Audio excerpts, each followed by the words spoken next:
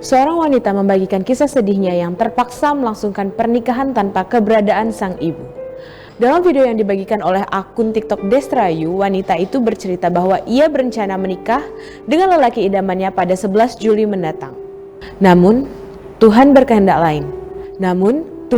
lain. Sang ibu yang sangat ia cintai meninggal dunia beberapa hari menjelang pernikahannya karena sakit.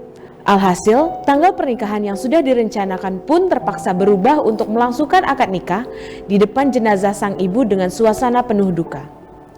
Sontak, unggahan itu pun viral di media sosial dan menuai beragam komentar dari para netizen yang ikut sedih dan memberi semangat ke wanita tersebut.